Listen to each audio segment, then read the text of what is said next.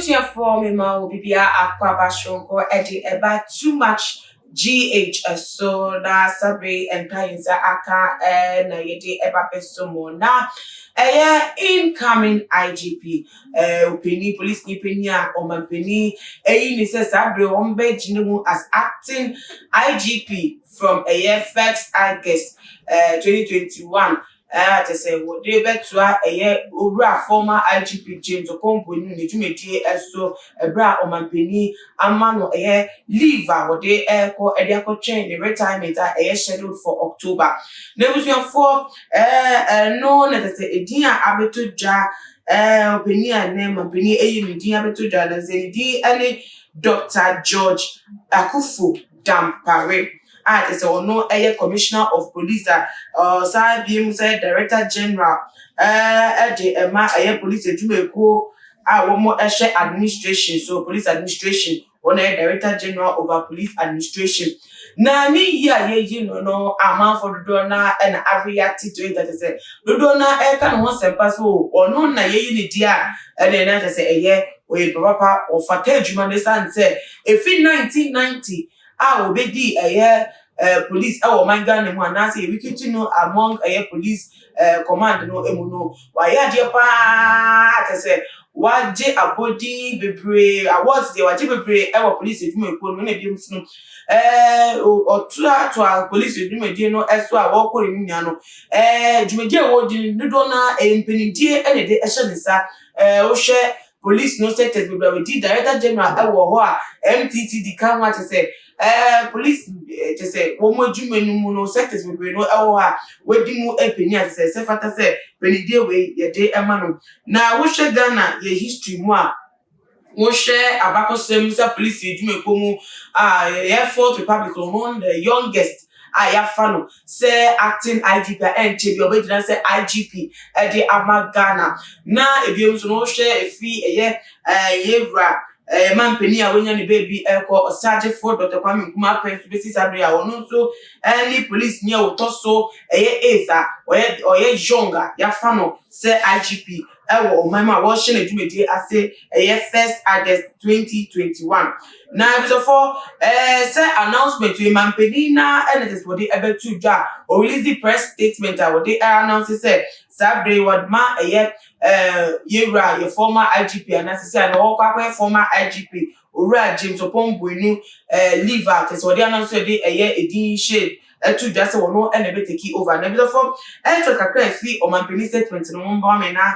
mutamechi na menke kai enfa emam na nsa na kwa no me ka ho say eduko bi so ya say my dey dwede ebremo charge herbal center there will be also a found say na sifatie pedodo a edi a woni peduo mu ene pepeso a edu senate bia no bodia form numbers no me ofro mo mejo so no maboa edi ebibiduro asaw ya biato ya we no ete ede fi woni peduo no emu ananse obepo mechi akwan wo mo asoye wo dansuman akra ha na biem so no tamale wo sa wasoye wo northern region wo metimi aboa na nso nya komudin edi enkwa ache na ye ko omampeni ni press statement o release here awodi announce Dr. George Akuffo Dampare as the acting IGP Washington with the first August no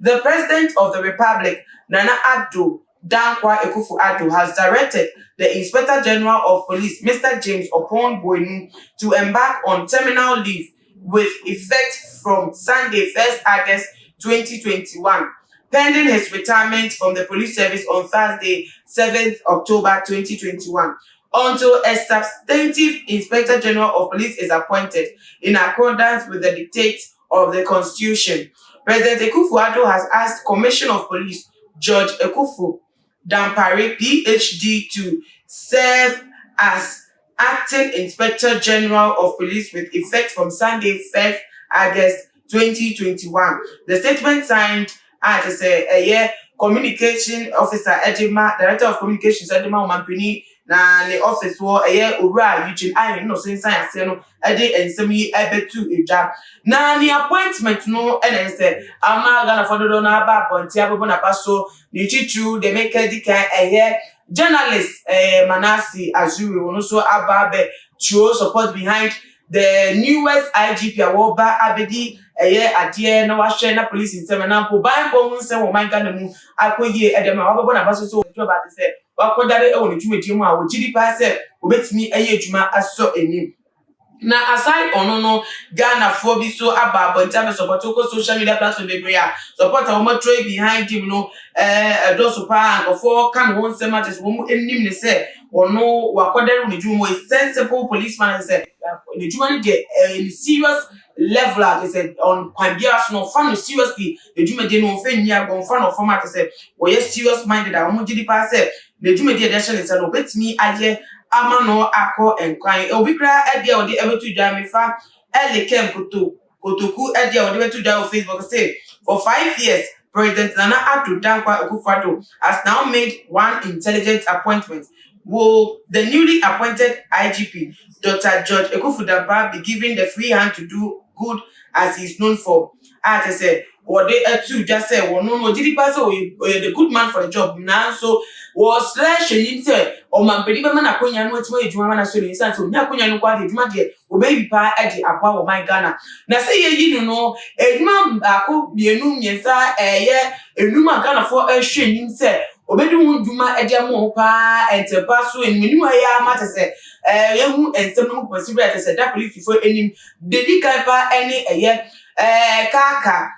New war and womb, any abuse no police for bamboo and some now betty as your police you way you couldn't harness and no better once and waka and the password among it to bullion van case no compromise for shooting say what day a year case number close you or baby a panel of a month for being more for summer. But for a woman this age one it's a associate a momo and it be a moose no ambet swally new war and some kind of for shooting pass or no element spa the puma si brain is obian one fasa obono one of one of the militaries are gonna fortune himself Ora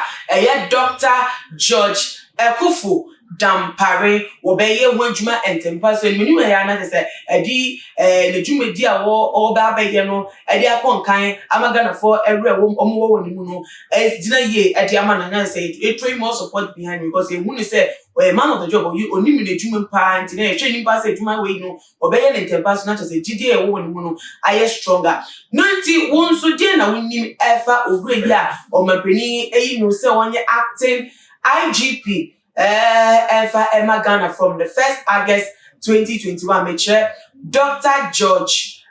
Ekufu-Dampare dey na onim fa no dey na also wait maka fa no but mo dey na for adwenche ebe to your comment section wo na biem no share video on all the social media platforms follow TumaGH on Instagram Twitter so at TumaGH _ Facebook TumaGH most of them me dey pray mo me dey na ama o so me dey be sia na me ya do I be say dey share makram ya bye bye.